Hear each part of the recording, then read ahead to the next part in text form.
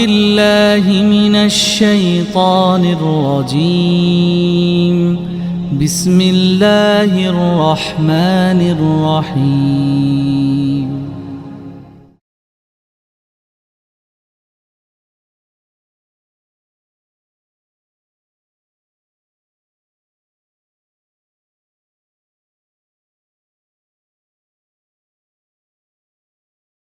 Bismillahirrahmanirrahim.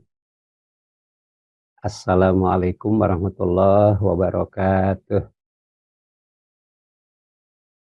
Alhamdulillah, wassalatu wassalamu ala rasulillah wa ala alihi wa ashabihi wa mawalah.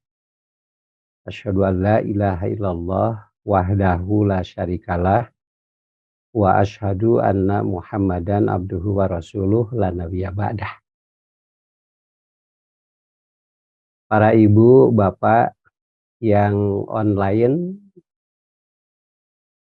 di dalam kesempatan belajar pada malam hari ini yang diselenggarakan dan disponsori oleh Majelis Ta'lim Madani atau yang melalui fasilitas atau media YouTube dan lain sebagainya.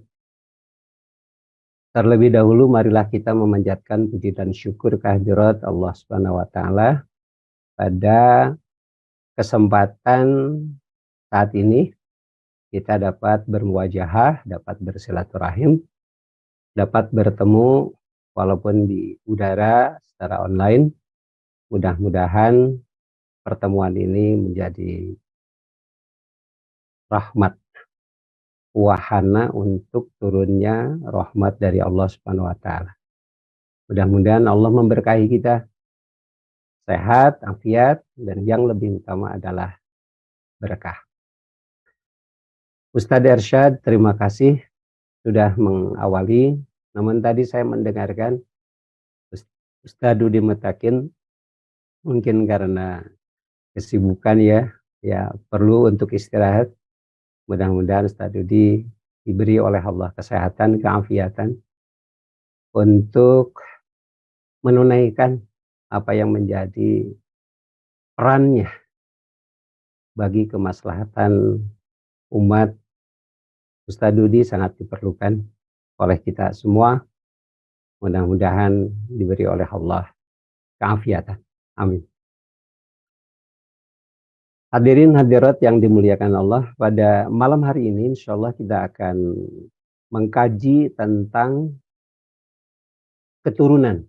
Nah, kita beri judul merawat anak cucu sebagai keturunan sejati.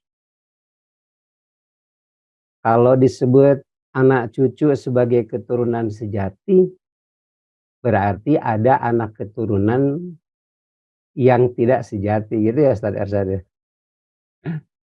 Jadi kalau disebutkan keturunan sejati, berarti ada yang keturunan tapi tidak sejati. Topik ini akan kita coba dalami melalui kajian tafsir Al-Quran surat At-Tur ayat 21.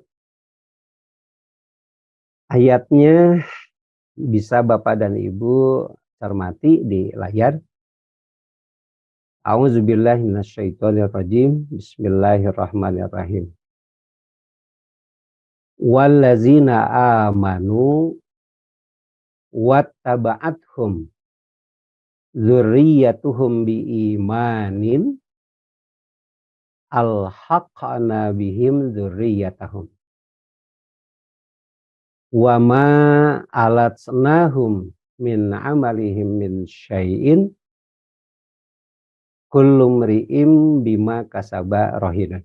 Jadi ayatnya pendek ya, enggak begitu panjang. Bapak sama Ibu, kalau diulang-ulang ayat ini, kata Imam Syafi'i, satu ayat kalau diulang-ulang itu maksimum 40 kali, insya Allah kita akan hafal. Nah, kalau masih belum hafal berarti kita belum mengulang 40 kali. Sebetulnya nggak akan sampai 40 kali. Ulang-ulang aja 10 kali insya Allah kita akan hafal. Wallazina amanu wattaba'athum dzurriyyatuhum biimanin alhaqna bihim dzurriyyatahum wama alatnahum min amalihim min syai' kullu mri'in bima kasaba rahin. Nah, ya, silakan diulang-ulang insyaallah akan hafal. Wallazina amanu wattaba'athum dzurriyyatuhum biimanin. Dan allazina orang-orang yang amanu beriman. Wattaba'athum dzurriyyatuhum biimanin dan ittaba'athum mengikuti mereka dzurriyyatuhum keturunan mereka biimanin dengan iman. Atau kalau kita terjemahkan secara bebas, wallazina amanu wattaba'athum dzurriyyatuhum biimanin, dan orang-orang yang beriman dan diikuti oleh keturunannya dengan iman. Nah, itu kalau diterjemahkan secara bebas. Kemudian alhaqna bihim dzurriyyatahum. Alhaqna, kami pertemukan, kami sambungkan bihim dengan mereka, dzurriyyatahum keturunan mereka. Atau kami pertemukan mereka dengan keturunan mereka. Mungkin ini konteksnya di akhirat ya. Kemudian wama alatnahum min amalihim min syai'in. Wama dan ma tidak. Alatnahum kami kurangkan mereka min amalihim dari pekerjaan mereka, dari perbuatan mereka, min syai'in dari sesuatu. Maksudnya yang dikurangkan tentu pahala ya. Jadi wama alatnahum, dan tidaklah kami kurangkan pahala dari perbuatan mereka sedikit pun. Nah, terjemah bebasnya seperti itu. Kemudian kullu mri'in bima kasaba rahin. Kullu, setiap, imri'in setiap diri, setiap seseorang, setiap individu, bima terhadap sesuatu, kasaba yang telah dia ikhtiarkan, dia usahakan, rohinun tergadai. Kullu mri'in bima kasaba rahin. Setiap diri terikat dengan apa yang telah dia usahakan. Inilah ayat yang akan kita bahas pada kesempatan malam hari ini. Mudah-mudahan kita mendapatkan ibrah, pelajaran, dan mudah-mudahan kita mendapatkan hikmah. Hikmah itu sama dengan ibrah, pelajaran. Sama dengan ilman, ilmu. Tapi hikmah itu di atas dari ilmu. Ilmu yang mendorong pada perbuatan. Ilmu yang kemudian termanifestasikan di dalam perbuatan. Nah, itu hikmah. Jadi mudah-mudahan ayat ini setelah kita kaji nanti menjadi memberikan ilham kepada kita, memberikan spirit untuk mengejawantahkan ajaran Allah Subhanahu wa taala di dalam kehidupan kita agar kita memperoleh berkah, memperoleh rahmat, agar kehidupan kita selamat dunia dan akhirat. Hadirin rahimakumullah. Anak dan cucu. Di dalam Al-Quran surat Ali Imran ayat 14 itu digambarkan sebagai perhiasan kehidupan manusia. Semuanya ada 6 yang menjadi hiasan kehidupan manusia menurut Al-Quran surat Ali Imran ayat 14. Salah satunya adalah anak. Nah, saya berikan warna merah. Zuyyina linnasi hubbus syahwati minan nisa. Telah dihiasi manusia. 1, hubbus syahwat minan nisa, senang pada pasangan. Yang kedua, wal banin, dan anak. anak dari anak, atau kita sebut cucu. Anak dari cucu atau uyut. Wal qanatir al muqantarah, dan barang tambang. Minaz zahabi, dari emas, wal fiddati, dan perak. Nah, itu yang ketiga. Barang tambang dari emas dan perak. Menjadi perhiasan hidup manusia. Kemudian wal khail al musawwamah, dan kuda yang bisa dikendalikan. Nah, ya kalau sekarang kudanya bermerek ya. Ada merek Toyota, merek Honda, dan seterusnya.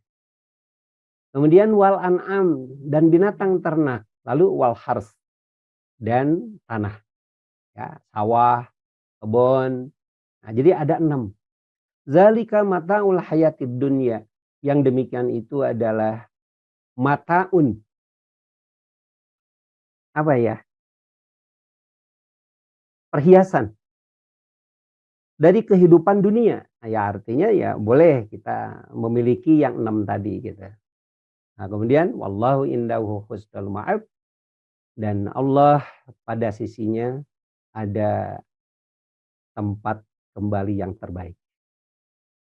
Para ibu dan bapak yang dimuliakan Allah, ayat ini memberikan pesan bahwa anak salah satu dari 6 itu adalah karunia Allah yang menjadi hiasan bagi kehidupan manusia. Hadirin rahimakumullah, tentu banyak peran dan fungsi dari anak, cucu. Ya, saya mencoba melihat 4 saja daripada peran atau fungsi anak dan cucu. Yang pertama, anak dan cucu akan menguatkan ikatan rumah tangga. Nah, ini yang pertama. Hadirin rahimakumullah, sepasang suami istri, ya, setelah ijab dan kabul, lalu berbulan madu, lalu melayarkan bahtera rumah tangga. Ada peribahasa, setiap yang baru itu selalu menawan. Tetapi at-tikraru yu'addi ila samah. Ya, sering bertemu, ya, bercengkrama, berinteraksi setiap hari, ya ada bosannya.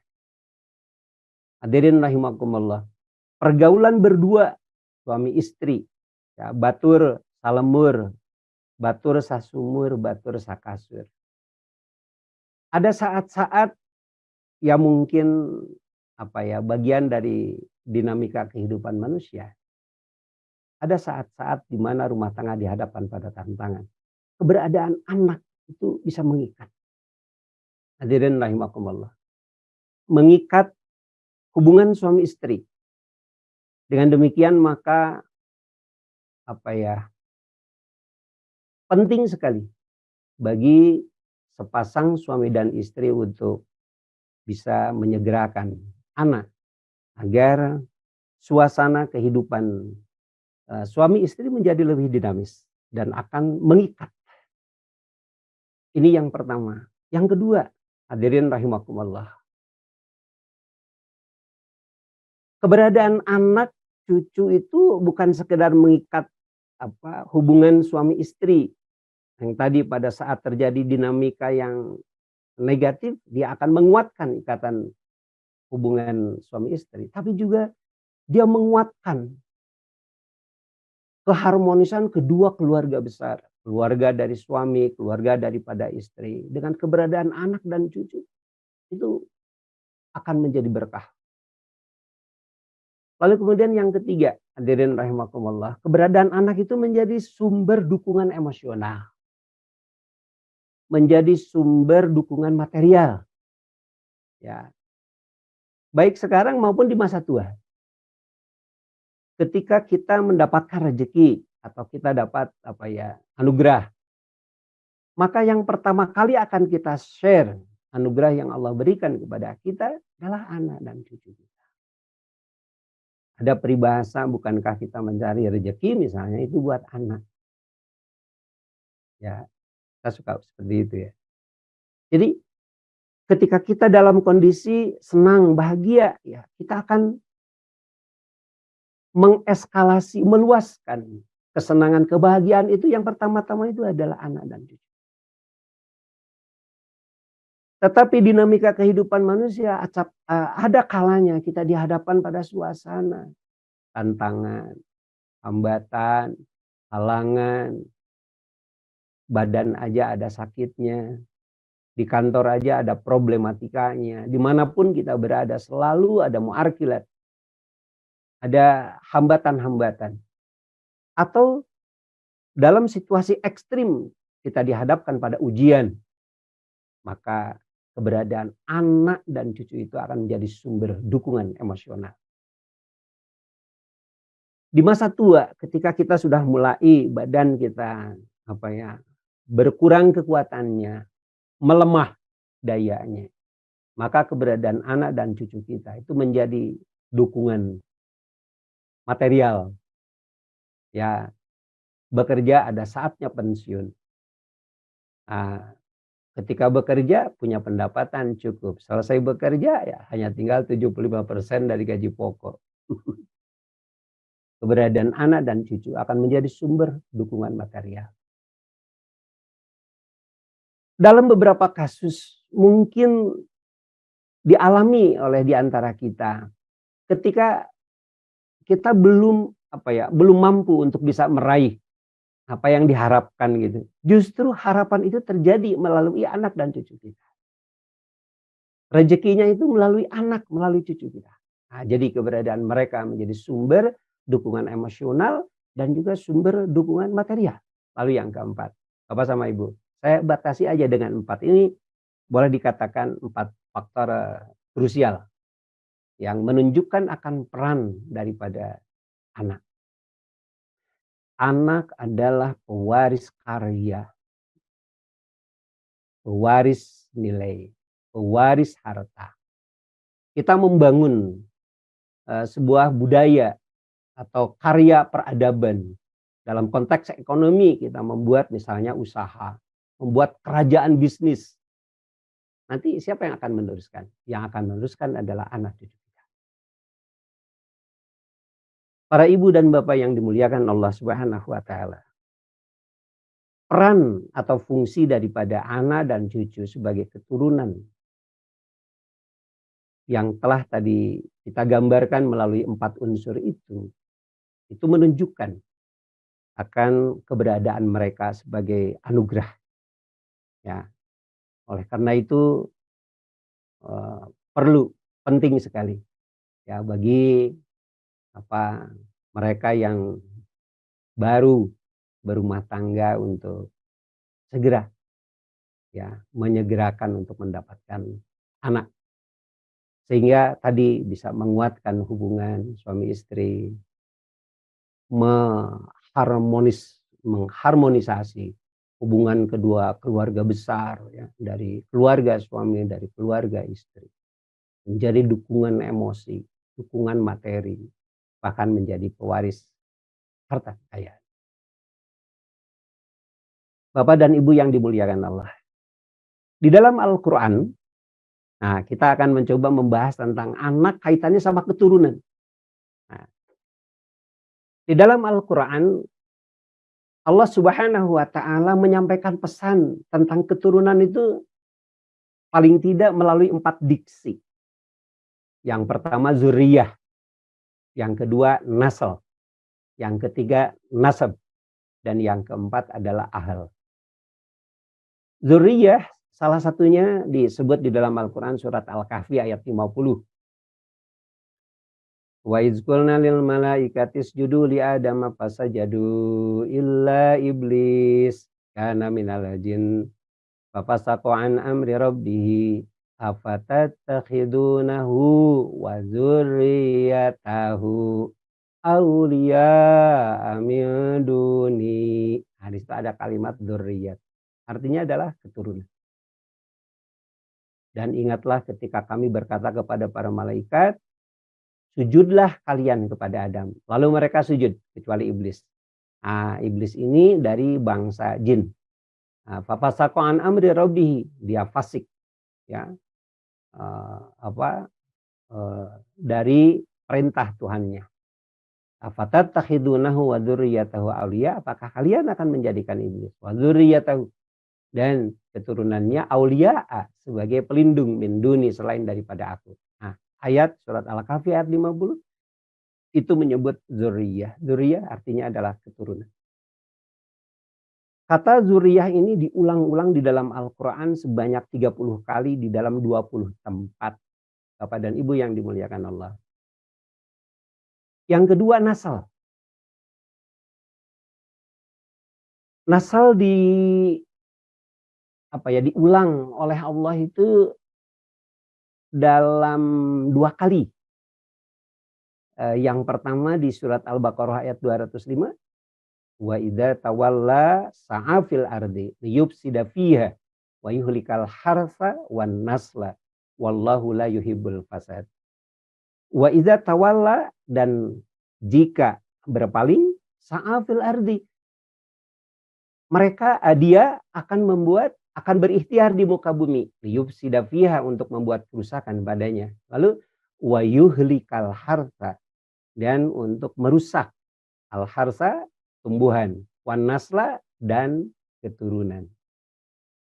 Wallahu la yuhibbul fasad, dan Allah tidak menyukai kerusakan. Kata an-nasal di sini menunjuk pada makna keturunan.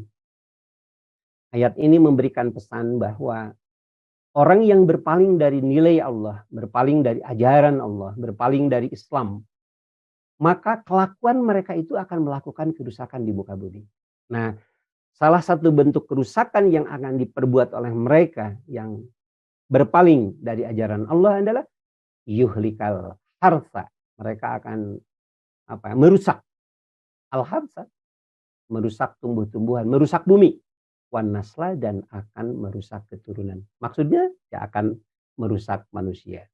Wallahu la yuhibbul fasad, dan Allah tidak menyukai terhadap kerusakan. Di surat As-Sajdah ayat 8 kita juga menemukan ayat yang menggunakan kata nasl. Tsumma ja'ala naslahu min sulalatin mimma immahin. Nah, ini juga kata nasal menunjuk pada makna keturunan. Yang ketiga nasab. Nasab ini diulang oleh Allah 3 kali. Ya, di dalam Al-Quran surat Al-Furqan ayat 54. Wa huwallazi khalaqa minal ma'i basyaran. Dan dialah yang telah menciptakan minal ma'i, dari air, basyaran, makhluk. Lalu faja'alahu nasaban. Lalu Allah menjadikan nasab, wasihron, dan kerabat. Wa kana rabbuka qadiron, dan adalah keberadaan Tuhanmu qadiron, maha kuasa. Bapak sama Ibu, kata nasab ini juga menunjuk pada makna keturunan. Kalau sihron itu kerabat, ya. Musoharoh, kalau anak itu nasab. Tapi kalau pasangan, istri, suami, itu sihron, itu kerabat. Di surat Al-Mu'minun ayat 101 juga kita menemukan wa idza nufikha fis suri fala ansaba bainahum yauma idzin wala yatasaalun. Manakala sudah ditiup sangkala, fala ansaba bainahum, maka tidak ada lagi tuh nasab di antara mereka. Maksudnya ya hubungan di antara mereka. Wala yatasaalun, dan mereka tidak bisa untuk saling meminta pertolongan atau meminta bantuan. Hadirin rahimakumullah. Satu lagi, ada satu ayat lagi tapi tidak dalam konteks keluarga. Nah, jadi ada 3 ya, diulang 3 kali dalam Al-Quran. Yang berikutnya adalah ahl. Nah, ahl ini di dalam Al-Quran disebut dalam surat Hud ayat 45-46. Dan ternyata saya periksa, itu ternyata kata ahl ini diulang-ulang banyak sekali. Lebih daripada 100. Saya hitung itu di atas 150 itu. Ya, jadi banyak sekali ayat-ayat Al-Quran yang menggunakan kata ahl. Nah, ini salah satunya adalah di surat Hud ayat 45 dan 46. Bapak sama Ibu yang dimuliakan Allah, dari 4 istilah ya atau 4 term yang disebut di dalam Al-Qur'an yang menunjuk pada keturunan, mari kita coba dalami. 2 istilah yang pertama itu menunjuk pada penggambaran tentang keturunan. Misalnya kata istilah dzurriyyah yang tadi salah satunya disebut dalam Al-Qur'an surat Al-Kahfi ayat 50. Apa tuh dzurriyyah? Menurut Ibnu Manzur ya di dalam kitab Lisanul Arab. Nah, ini sebuah kitab yang menjelaskan tentang makna-makna bahasa ya, lugawi, makna-makna kebahasaan. Menurut Ibnu Manzur, dzurriyyah itu berarti anak keturunan. Nah, hadirin rahimakumullah. Jadi anak kita, cucu kita, mereka adalah dzurriyyah. Kata Ibnu Manzur, anak keturunan.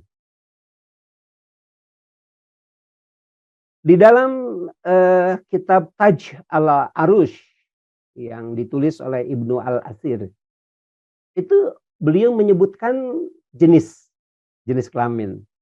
Dzurriyyat adalah anak keturunan manusia. Ya, baik perempuan maupun laki-laki. Nah, gitu. Jadi kata dzurriyyah itu menunjuk pada keturunan manusia, kata Ibnu al-Athir, dan bisa laki tapi juga bisa perempuan. Nah, jadi apa yang dikemukakan oleh Ibnu Athir ya maknanya lebih luas dari apa yang disampaikan oleh Ibnu Manzur. Hadirin rahimakumullah. Namun yang menarik, Bapak sama Ibu bisa mencermati Al-Quran surat Al-Kahfi ayat 50. Silahkan dicermati. Wa izqulna lil malaikati, dan ingatlah ketika kami berkata, memerintahkan kepada malaikat, usjudu, sujudlah kalian li Adama, kepada Adam. Fasajadu, lalu kemudian mereka sujud. Nah, lalu illa iblis, kecuali iblis. Nah, disebutkan nih, dijelaskan, karena minal jinni, itu si iblis adalah dari bangsa jin. Fasaqo an amri rabbi. Nah, mereka ini si iblis itu adalah bagian daripada jin yang berbuat fasik dari perintah Tuhannya. Nah, yang menarik nih kalimat berikutnya. Afatattakhidunahu, apakah kalian akan menjadikan itu iblis? Kemudian wa dzurriyyatahu, dan keturunannya. Nah, gitu. Auliya'a, sebagai pelindung, min duni, dari aku, begitu kata Allah. Apakah kalian akan menjadikan si iblis dan dzurriyyahnya dan keturunannya sebagai pelindung selain daripada aku? Nah, begitu. Jadi ternyata Bapak sama Ibu yang dimuliakan Allah, kata dzurriyyah itu, keturunan itu tidak menunjuk pada keturunan yang spesifik gitu, yang khusus bagi manusia. Ya, tadi disebut oleh Ibnu al-Athir kan, anak keturunan manusia. Ayat ini tidak menyebut bahwa dzurriyyah itu spesifik atau khusus bagi keturunan manusia. Enggak. Ternyata keturunan iblis pun disebut dzurriyyah. Gitu. Hadirin rahimakumullah. Jadi kita sudah punya dzurriyyat ya. Kata dzurriyyat itu menunjuk pada makna keturunan yang bersifat umum. Ya, keturunan iblis juga disebut dzurriyyah. Bapak sama Ibu, maaf ya. Nah, jadi sebetulnya kata dzurriyyah itu menunjuk pada makna yang bersifat global. Yang bersifat umum. Nah, boleh jadi bahkan dzurriyyah juga bisa diterapkan pada anak daripada binatang. Nah, gitu. Ini kucing tuh dia punya dzurriyyahnya gitu. Tapi kayaknya belum pernah ya kita menggunakan kata dzurriyyat untuk kucing, untuk binatang gitu ya. Nah, ini si Uwa nih, nah, ini mah keturunan dari Uwa, keturunan dari apa gitu. Itu bisa disebut dengan dzurriyyah karena kata dzurriyyah itu menunjuk pada keturunan yang bersifat umum. Hadirin rahimakumullah. Yang kedua nasal. Oke, mari kita lihat. Ayatnya salah satunya adalah tadi disebut ya 3 kali kan?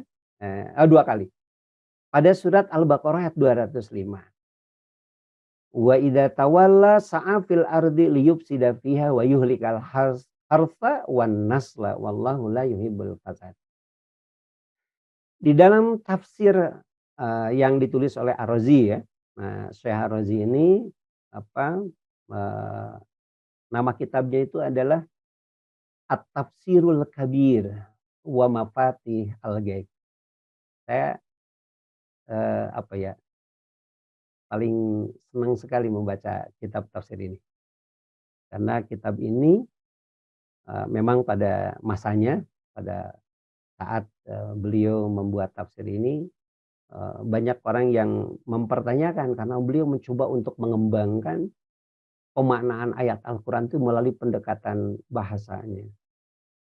Makanya tafsir beliau itu berbeda dengan tafsir yang lain gitu. Nah ini ada yang menarik dari tafsir beliau itu. Ketika menjelaskan tentang nasal. Apa itu nasal? Nasala yansiluhu idza kharaja fasakoto. Nasal itu menunjuk pada sesuatu yang menetes. Atau sesuatu yang turun, sesuatu yang keluar. Idza kharaja, kalau keluar dari sesuatu lalu fasakoto, lalu kemudian jatuh. Gitu. Nah, beliau memberikan contoh, wa minhu naslu risyit thahir. Misalnya gitu. Bulunya burung. Nah, ketika dia turun, nah ragrag gitu. Nah, si bulu manuk lamun ragrag teh nah teh disebat teh nasal. Gitu. Atau ini bulunya himar. Nah, gitu. Nah, rambutnya himar kalau dia itu jatuh maka disebut nasal. Nah, jadi beliau menyatakan idza kharaja fasaqata. Ketika dia keluar lalu jatuh. Nah, gitu. Wal qit'atu minha idza saqatat naslatun. Jadi disebut dengan nasal itu adalah bagian daripada sesuatu ketika kemudian dia turun atau keluar atau jatuh. Bapak sama Ibu, penjelasan dari tafsir Ar-Razi ini memberikan semacam isyarat bahwa keturunan anak, cucu ya disebut sebagai nasal, disebut dengan keturunan karena mereka membawa sesuatu dari ayahnya, membawa sesuatu dari ibunya. Mungkin kalau pakai bahasa medis atau pakai bahasa biologis, mereka membawa heredity, membawa bawaan. Nah, jadi budak teh membawa bawaan sesuatu dari ayahnya gitu. Kan ari budak teh naon menikah kasep ya saheula atuh bapakna. Wah, ya budak meni geulis. Ya saheula atuh ibuna kan sok kitu gitu nya. Ya karena anak itu memang membawa sesuatu yang turun, yang jatuh, yang sakoto dari bapaknya, dari ibunya. Itulah sebabnya kenapa baginda Nabi Muhammad SAW misalnya di dalam sebuah kesempatan itu memberikan advice bahwa untuk mendapatkan pasangan itu supaya dipilih dan dipilah. Nah, gitu. Supaya dipilih dan dipilah. Salah satu advice-nya jangan mencari pasangan dari yang ada hubungan secara nasab itu terlalu dekat gitu. Nah, itu dalam kerangka untuk mencari dalam rangka untuk bisa mendapatkan peluang untuk mendapatkan nasal tadi turunan-turunan yang kalau kita dapatnya yang agak jauh dari keluarga kita, nah nanti ada dapat sesuatu yang baru gitu. Nah gitu. Jadi dapat naslen. Jadi kata zuriyah dan nasal ini, Bapak sama Ibu yang dimuliakan Allah, itu menggambarkan tentang keturunan tadi, zuriyah keturunan yang bersifat umum, dan nasal bahwa anak dan cucu kita mereka akan membawa apa bawaan, membawa heredity baik secara fisik maupun secara emosi. Ya, lamun budak bager ya sabar, telaten, teliti ya karena bapak sama ibunya sabar, teliti, telaten dan seterusnya. Tapi lamun budak bawang ya entong nyalahkeun sanes oge gitu ya, meureun saheula ya bapak jeung ibuna jigana mah kapunggurna rada baong. Nah ini kata dzurriyyah dan nasl. Hadirin rahimakumullah. Sekarang ada 2 istilah lagi, yang tadi itu kan ada 4 ya. Nah, ini 2 istilah yang berikut ini ternyata menunjuk pada esensi daripada keturunan yang sejati. Hadirin rahimakumullah. Yang pertama nasab. Salah satu ayatnya adalah surat Al-Furqan ayat 54. Wa huwallazi khalaqa minal ma'i basyaran faja'alahu nasaban wa sihran wa kana rabbuka qadira. Ibnu Mandur di dalam kitab Lisanul Arab itu mengartikan nasaban itu adalah wan nasbu yakunu bil aba. Kata nasab itu menunjuk pada anak dan keturunan sebagai keluaran dari sebuah ikatan rumah tangga yang sah menurut syariat Islam. Hadirin rahimakumullah. Jadi istilah nasab itu mengkriteriai anak dan cucu kita sebagai keturunan. Mungkin ada anak, tapi dia lahir bukan dari sebuah pernikahan yang sah menurut ajaran Islam. Itu dalam perspektif ajaran Islam tidak disebut sebagai nasab. Nah, ada sebuah hadis riwayat Muslim. Nah, ada diceritakan di situ tentang ada seorang anak ya yang baru lahir gitu. Dan anak ini mirip seorang laki-laki. Nah, gitu. Itu sahabat tuh mengatakan, "Ya Rasulullah, anak ini mirip dia," gitu. Nah, gitu. Hadirin rahimakumullah. Tapi tidak terjadi pernikahan di antara mereka. Hasil dari sebuah musibah. Hadirin rahimakumullah. Baginda Nabi Muhammad SAW mengiyahkan, iya budak meni mirip pisan jeung si eta jelema gitu. Tapi kata Nabi, dia pemilik kasur. Nah, gitu. Artinya adalah bahwa anak ini bernasab tidak kepada bapaknya, melainkan dia bernasab kepada ibunya. Jadi istilah nasab ini mengkriteriakan tentang anak dan keturunan tentang anak cucu sebagai keturunan yang sejati.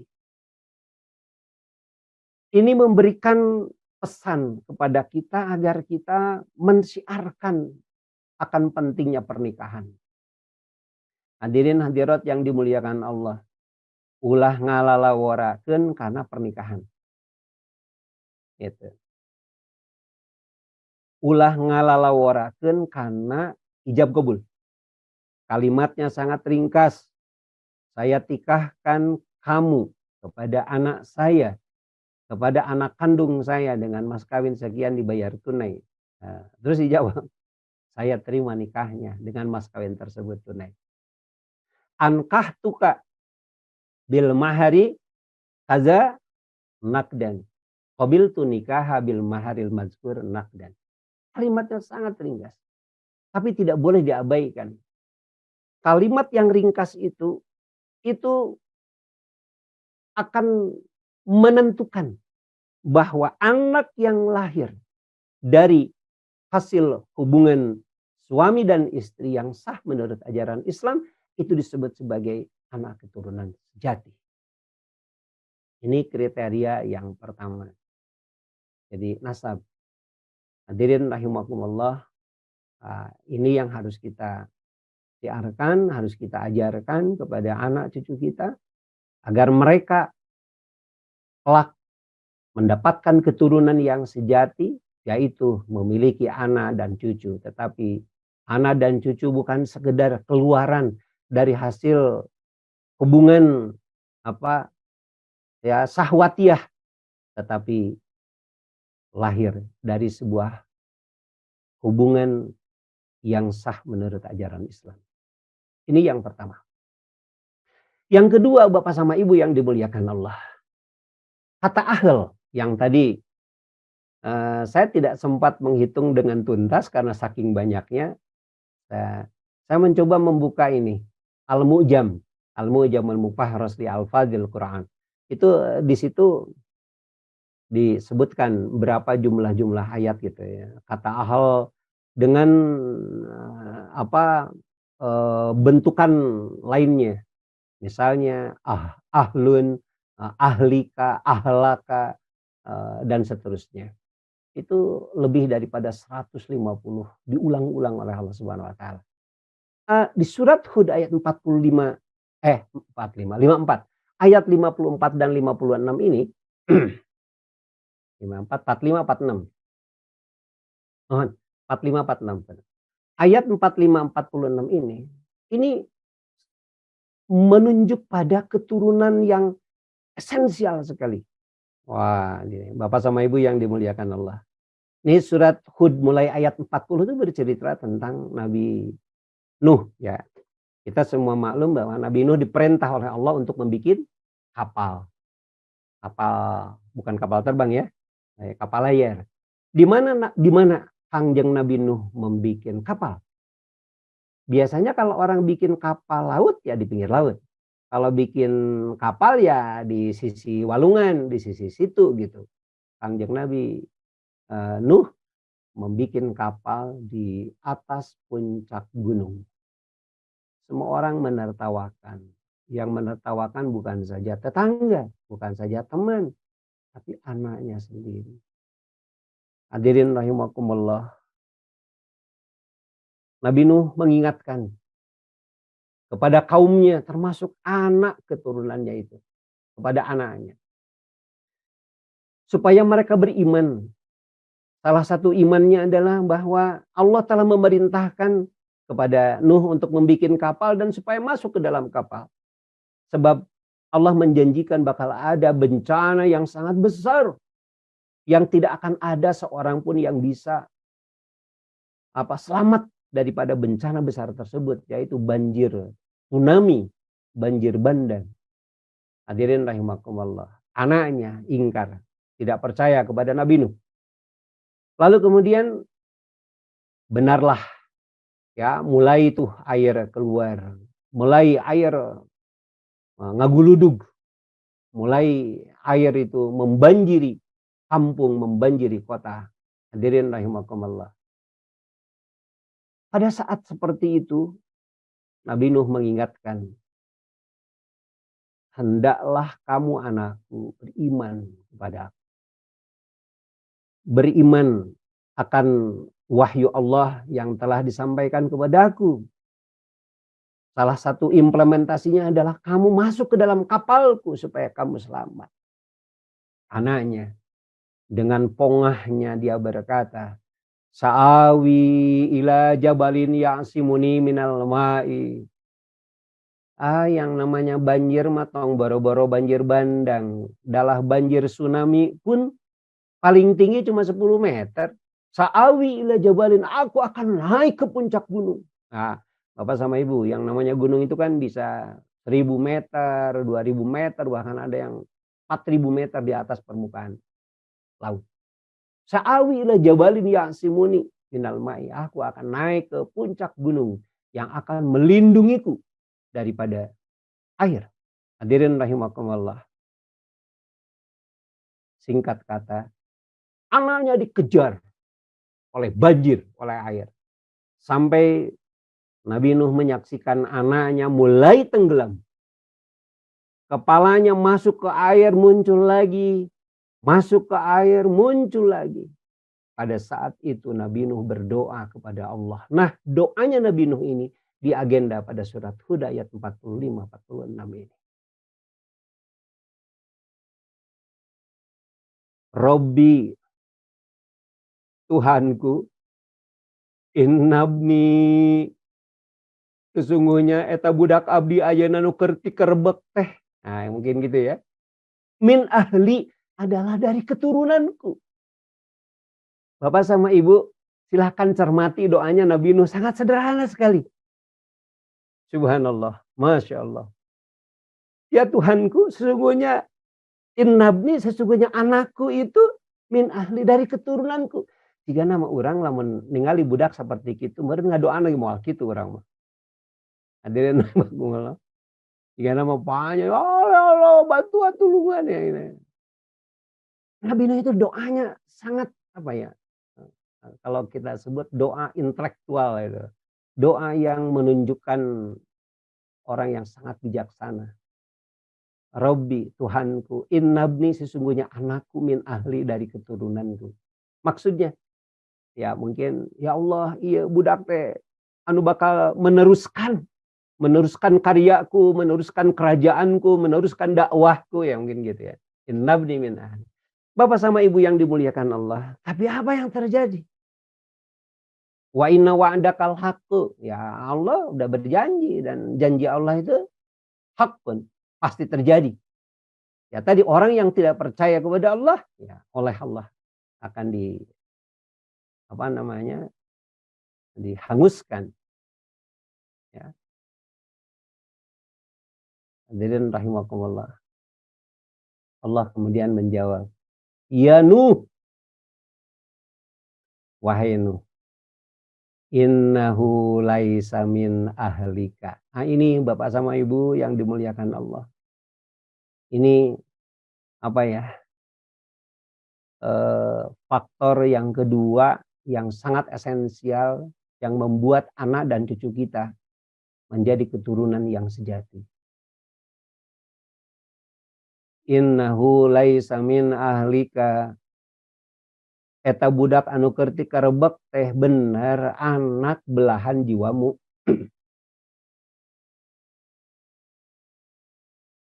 Tapi dia bukan keturunanmu. Hadirin rahimakumullah. Innahu laisa min ahlika, eta budak teh lain keturunanmu. Begitu Allah mengatakan. Mengapa anak belahan jiwa daripada Nabi Nuh itu tidak disebut sebagai ahlun, tidak disebut sebagai keturunan? Allah menyatakan, innahu amalun ghairu sholihin. Sebab eta budak, bagian daripada darahmu itu amalun ghairu sholihin. Punya amal yang tidak sholih. Perbuatannya, kalakuanana, ulahna henteu sholih. Sholih artinya henteu sapagodos, henteu sesuai, tidak cocok dengan nilai, dengan ajaran yang datang dari Allah Subhanahu wa Ta'ala. Inilah Bapak sama Ibu yang dimuliakan Allah, yang mengkarakterisasi yang kedua daripada anak dan cucu menjadi keturunan yang sejati. Kalau yang pertama harus dipastikan anak cucu adalah hasil keluaran dari sebuah pernikahan yang sah menurut syariat Islam. Tapi yang kedua, anak cucu kita walaupun mereka keluaran dari sebuah pernikahan yang sah menurut ajaran Islam, lamun teu soleh mah henteu disebut sebagai keturunan. Kalau mereka tidak kalakuanana henteu cocok jeung ajaran Allah, patulang tonggong dengan nilai yang datang daripada Allah, maka anak dan cucu itu tidak disebut sebagai keturunan. Innahu laisa min ahlika. Dia benar anak darah dagingmu, tapi dia bukan keturunanmu. Innahu amalun ghairu sholihin. Sebab dia punya gawe, sebab dia punya kelakuan, sebab dia punya ulah ghairu sholihin, yang tidak soleh. Hadirin hadirat yang dimuliakan Allah Subhanahu wa Ta'ala. Dua hal ini yang harus kita cermati. Insya Allah terkait dengan nasab, insya Allah kita aman. Tapi yang kedua, bagaimana kita memastikan agar anak dan cucu kita menjadi ahlun. Anak cucu kita betul-betul menjadi keturunan kita yang sejati. Tidak ada lagi caranya. Kecuali kita harus memastikan anak dan cucu kita harus menjadi hamba-hamba Allah yang soleh. Kesolehannya turun dari kita. Hadirin hadirat yang dimuliakan Allah Subhanahu wa Ta'ala. Bagaimana cara kita atau apa strateginya supaya kita bisa memastikan agar anak cucu kita itu menjadi keturunan, menjadi ahlun. Ya, kalau nasab dah aman, ya. Jadi yang pertama sudah aman, tinggal yang kedua. Bagaimana untuk memastikan mereka menjadi keturunan yang sejati? Di dalam Al-Quran surat At-Tur ayat 21, Allah memberikan, saya menyebutnya apa ya, inspirasi, kira-kira begitu. Menjadi inspirasi bagi kita tentang strategi bagaimana menjadikan anak dan cucu kita menjadi keturunan yang sejati. Ayatnya berbunyi, wallazina amanu wattaba'atuhum dzurriyyatuhum biimanin. Dan orang-orang yang beriman yang diikuti oleh keturunannya biimanin. Bapak sama Ibu, saya ingin kita mencermati kalimat ittaba'athum. Itu dari kata ittaba'a. Ittaba'a itu dari tabi'ah yatba'u. Ittaba'a artinya mengikuti. Bahasa Inggrisnya to follow. Ya, mengikuti. Hadirin rahimakumullah. Bagaimana jadi ayat ini memberikan inspirasi kepada kita agar anak cucu kita menjadi keturunan kita yang mereka harus dijadikan followers. Nah, gitu. Mereka harus dijadikan pengikut kita gitu. Gitu. Mereka menjadi ittaba'a, mengikuti kita gitu. Tapi bukankah anak-anak kita, bukankah keturunan kita, anak cucu kita itu, bukankah mereka mengidolakan bapak dan ibu? Iya juga. Ujang teh lamun geus gede hayang seperti nu kumaha. Nah, anak akan berkata, saya ingin seperti ayah. Wah, gitu. Saya ingin seperti ibu. Memang ayah dan ibu itu menjadi model. Hadirin rahimakumullah. Dan anak itu mengikuti karena mereka menyaksikan, merasakan, berinteraksi dengan bapak sama ibunya. Bangga mereka dengan ayah dan ibunya. Yang nanti namun segede ingin seperti apa? Saya ingin menjadi insinyur. Nah, yang lamun gas gede ingin punya pekerjaan apa? Saya ingin menjadi dokter. Saya ingin menjadi pejabat. Nah, gitu. Seperti ayah. Nah, gitu. Hadirin rahimakumullah. Sebetulnya modeling ayah dan ibu itu bersifat alamiah. Sehingga tidak perlu lagi oleh kita dicoba untuk di upgrade, dicoba di tawiyah, diarahkan. Tapi yang menarik, ayat Al-Quran ini memberikan pesan bahwa modeling bapak sama ibu itu diimanin, di dalam iman. Yang modelingnya itu value, nilai keimanan. Persoalan kompetensi, keahlian, maharoh, keterampilan. Anak boleh mengikuti bapak dan boleh mengikuti ibu. Ingin seperti ayah pebisnis, ingin seperti ayah pedagang, ingin seperti ayah pekerja, ingin seperti ayah pejabat. Itu monggo. Tapi Al-Quran memberikan pesan. Value, nilai. Nilainya adalah nilai iman. Sehingga ketika anak itu, ini gambarannya bahwa ayah dan ibu itu menjadi modeling, yang diikuti di dalam keimanan oleh anak dan cucunya, itu kira-kira gambarannya seperti begini. Ujang, lamun gede, ingin menjadi apa? Saya ingin menjadi pedagang seperti Bapak, tapi bukan pedagang biasa, melainkan pedagang yang punya integritas karena memiliki iman kepada Allah. Pedagang yang jujur, pedagang yang tidak mengurangi timbangan, pedagang yang memberikan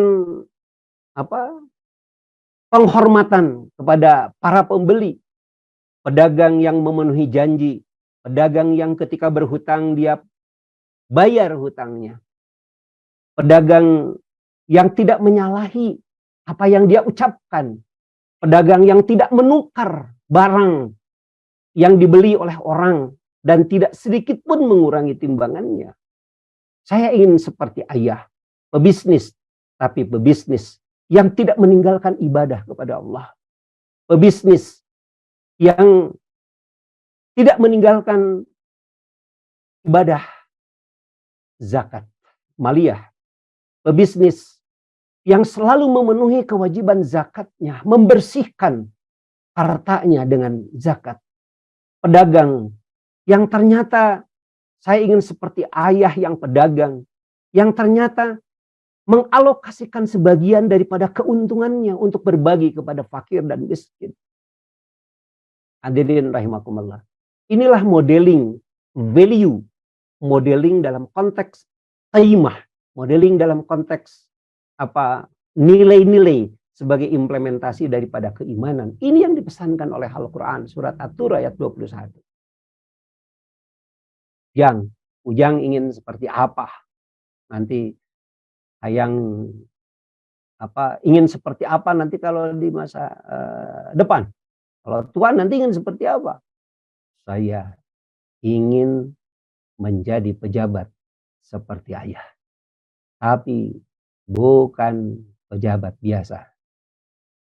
Pejabat yang ketika berjanji dia penuhi.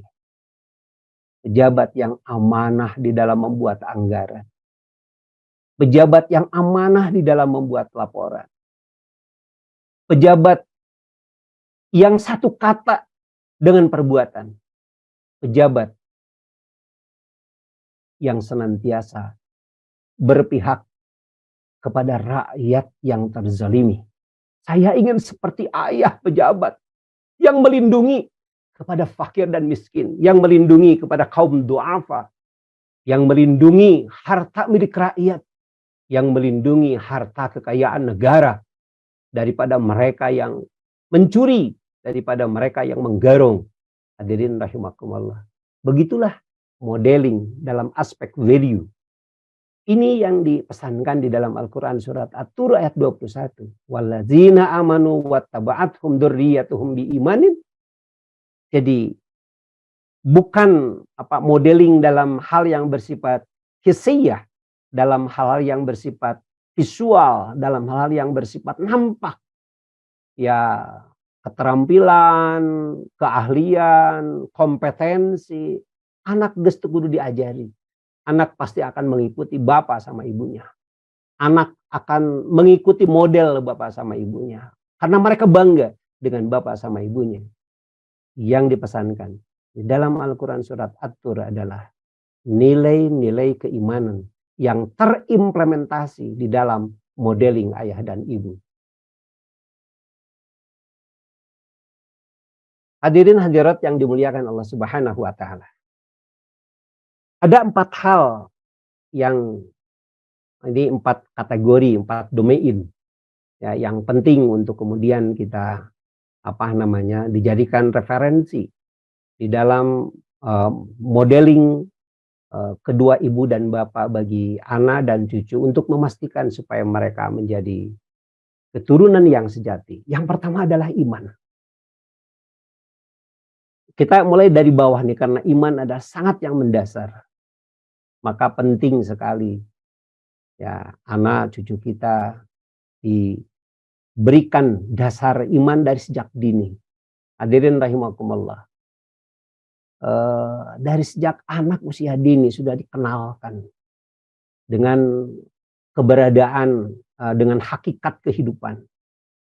Hadirin rahimakumullah, kepada anak bisa melalui permainan, bisa melalui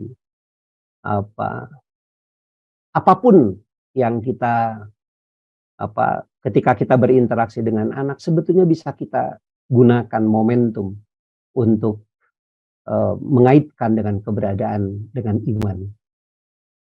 Kemudian yang kedua, kontekstualisasi iman dalam kehidupan sehari-hari. Nah, ini penting. Relevansi nilai-nilai Islam dalam kehidupan yang modern. Ya, sebab zaman kehidupan kita sekarang kan ya lebih modern ya dibandingkan dengan dulu-dulu gitu. Anak-anak sekarang Gen Z katanya, generasi yang melek teknologi. Nah, gitu. Bagaimana kita memasukkan nilai-nilai keimanan gitu, yang sejalan dengan keberadaan mereka. Hadirin rahimakumullah. Yang kedua tuh ibadah ritual. Ya, ibadah mulai dari menunaikan salat, saum, ya haji yang berkualitas, ya perlu kita tanamkan kepada anak dan cucu kita sejak dini. Lalu kemudian juga sadar zakat. Emang bisa gitu anak diajari oleh kita tentang zakat? Bisa. Ketika bapak sama ibu menunaikan zakat, berinfak, bersedekah, berbagi kepada fakir dan miskin, memihaki yatama dan duafa. Itu pada saat itu kita libatkan anak dilibatkan. Biasakan anak untuk kita bekali supaya anak memberi. Atau anak yang yang bukan kita bekali tapi kita titipkan pada anak untuk disedekahkan. Itu adalah cara kita untuk menanamkan kesadaran akan zakat, infak dan sedekah. Lalu domain yang ketiga itu akhlak. Ini penting sekali. Kita tanamkan pada anak cucu kita mulai kesabaran, karena kehidupan itu sangat dinamis. Tanggung jawab, bagaimana supaya anak mengenal akan tanggung jawab, karena hidup adalah sebuah pilihan dan setiap pilihan itu pasti ada resiko. Maka kita tanamkan kepada anak dari sejak dini itu tentang tanggung jawab. Kemudian kejujuran, ya integritas. Bapak sama ibu, ketika ibu minta bantuan atau menyuruh anak untuk membelikan sesuatu di warung, misalnya membeli cengek harganya ya paling cuma 5.000 misalnya, lalu ibu kasih uangnya itu 10.000, nah belikan cengek nih 5.000 gitu. Nah begitu pulang, perhatikan anak kita, dia mengembalikan uang enggak? Manakala dia mengembalikan uang, alhamdulillah, itu pertanda dia jujur. Jangan dilihat 5.000-nya ibu. Tadi balikan dia tenanawan dengan 5.000, jangan. Tapi ibu bisa memberikan yang 5.000 sisa itu atau bahkan bisa lebih. Tapi ketika kita menemukan atau menjumpai atau melihat anak kita jujur. Nah, kamu mau sekolah ya? Iya. Nih ibu kasih bekal 5.000 perak. Nah gitu kan. Terus ibu tambah ya. Loh, kok ibu tambah? Ya, ibu senang. Kamu tadi ketika ibu minta bantuan untuk beli cengek, kamu mengembalikan pengembalian. Kamu jujur, ibu ingin mengapresiasi sikap jujur kamu. Nih, ibu tambah nih buat jajan kamu 2.000 perak. Nah, itu luar biasa itu. Jadi sebuah pedagogis yang bagus sekali dan itu perlu kita ajarkan dari sejak dini. Kemudian kasih sayang, ya bagaimana kita mengajarkan anak untuk memiliki sikap kepedulian terhadap orang lain. Bapak sama ibu, hubungan sosial, ini domain yang keempat. Bagaimana kita membiasakan ya anak untuk beramal sosial. Ya, lalu kemudian atau mewariskan ya tradisi amal. Hadirin rahimakumullah, ketika anak dan cucu kita mereka sudah menjadi keturunan, maka peran anak-anak dan cucu kita bukan lagi seperti 4 yang tadi di awal digambarkan, melainkan di dalam Al-Quran surat Al-Furqan, Bapak sama Ibu, anak dan cucu kita ketika mereka betul-betul mendapatkan tetesan keimanan, mereka akan menjadi sumber kebahagiaan. Hadirin rahimakumullah, anak dan cucu kita akan menjadi mitra dalam ketaatan. Itu ditunjuk di dalam Al-Quran surat Al-Baqarah ayat 128 dan Ibrahim ayat 40. Makanya ketika berdoa, Rabbana waj'alna muslimaini laka wa min dzurriyyatina ummatan muslimatan laka. Ya Allah, jadikan kami berserah diri dan dari keturunanku, jadikan mereka umat yang berserah diri kepadamu. Jadi anak dan cucu kita menjadi mitra dalam ketaatan. Rabbi ja'alni muqimas shalah wa min dzurriyyati. Ya Allah, jadikan aku mukim, ya, benar-benar menjadi biasa, ya, yang mendirikan as-shalah wa min dzurriyyati, dan demikian pula keturunan. Bapak sama Ibu, anak dan cucu kita akan menjadi sarana peningkatan kesejahteraan masyarakat. Jadi anak kita bukan lagi tadi peran yang kedua itu, ya, menjadi sumber dukungan emosional dan material bagi Bapak dan Ibu. Bukan lagi itu. Ketika anak dan cucu kita mereka mewarisi tetesan kesolehan kita, maka mereka akan menjadi wahana untuk peningkatan kesejahteraan masyarakat. Sebab mereka akan memiliki semangat untuk menjadi orang yang paling mulia, dan orang yang paling mulia itu dikriteriakan dengan yang paling besar manfaatnya buat masyarakat. Anak dan cucu kita akan menjadi pewaris tanggung jawab dalam menjaga moralitas masyarakat. Hadirin rahimakumullah, surat Ibrahim ayat 37. Dan hadirin rahimakumullah, anak dan cucu kita ketika mereka menjadi keturunan sejati, ya, karena mereka menerima tetesan kesalehan dari kita, mereka akan menjadi penyambung kasih sayang Allah Subhanahu wa taala.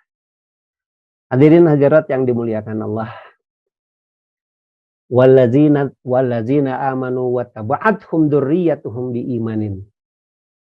Pendidikan moral agama sejak dini. Tadi pemberian tanggung jawab, apalagi komunikasi yang bagus.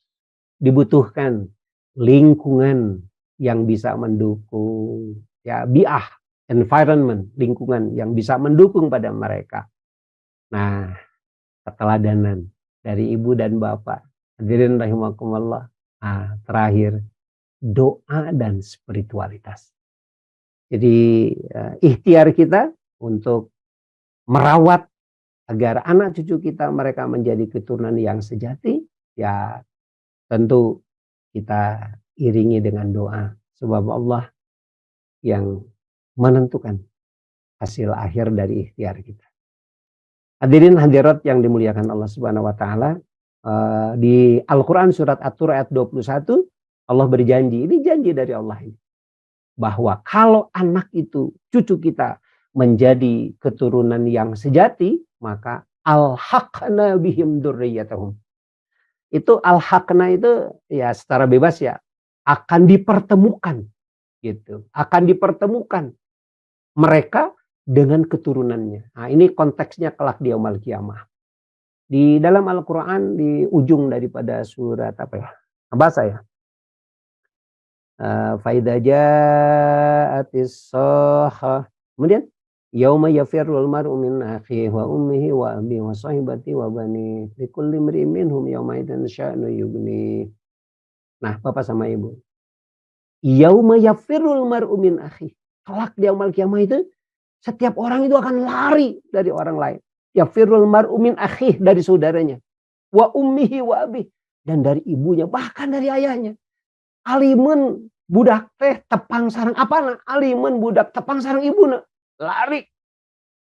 Wasahibatihi wabani, dan dari pasangannya, dari istri, dari suami, wabanihi, dan dari anaknya. nggak mau ketemu sama bapak ibu, nggak mau ketemu sama suami istri, nggak mau ketemu sama anak-anak. Begitulah gambaran mereka yang anak dan cucunya tidak soleh. Sebaliknya ayat ini menggambarkan alhaqna bihim dzurriyyatahum. Bagi mereka yang anak keturunannya itu berhasil dirawat menjadi keturunan yang sejati. Alhaqna bihim dzurriyyatahum. Akan dipertemukan mereka. Hadirin rahimakumullah. Saya tertarik dengan kata alhaqna dari lahika itu. Itu menunjuk pada apa ya? Begitu kelak di yaumul qiyamah itu kita selesai berhadapan dengan pertanggungjawaban, maka kita tidak perlu lagi mencari mereka. Mereka yang akan mencari kita. Itu mengandung makna isyarat ke situ. Alhaqna bihim dzurriyyatahum. Maka dzurriyyahnya itu oleh Allah akan digiring sedemikian rupa untuk menemui kita. Gitu. Ya, kita tidak perlu mencari mereka, tidak perlu mencari anak dan cucu, sebab anak dan cucu yang akan langsung menemui kita, berusaha untuk menemui kita. Hadirin rahimakumullah, itulah nikmatnya ketika kita memiliki anak dan cucu yang keturunan yang sejati. Kemudian wama alatnahum min amalihim min syai'. Bapak sama Ibu, upaya kita untuk menjadikan anak dan cucu kita menjadi keturunan yang sejati, yaitu kita berupaya untuk mensolehkan mereka.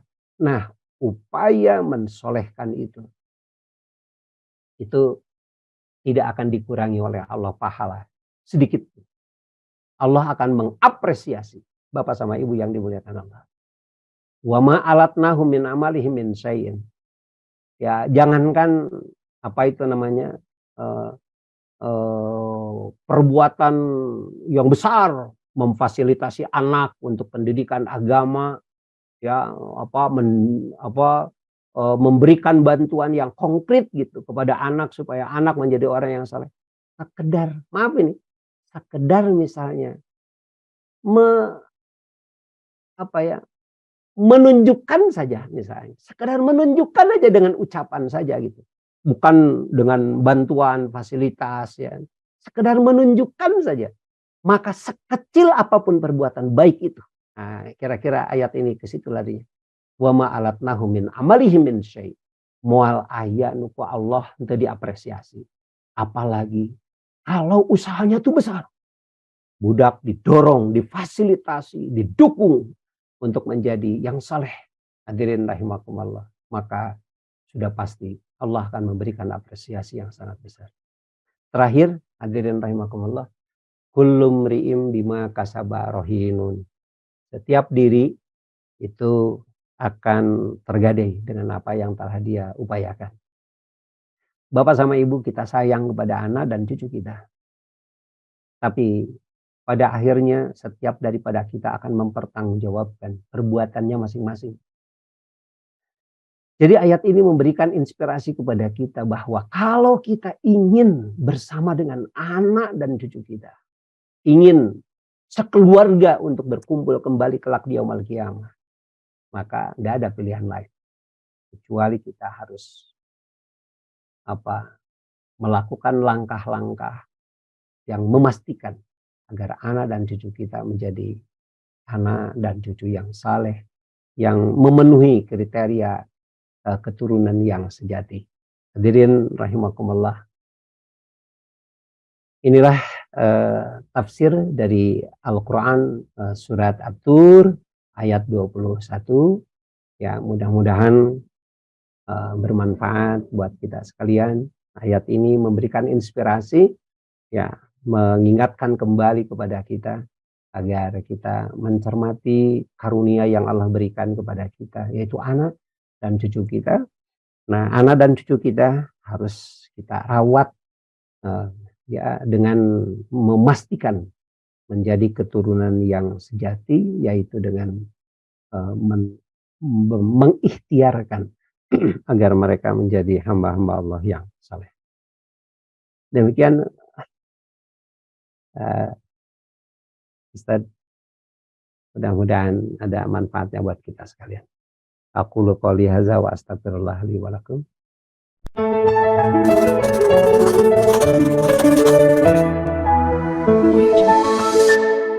أعوذ بالله من الشيطان الرجيم بسم الله الرحمن الرحيم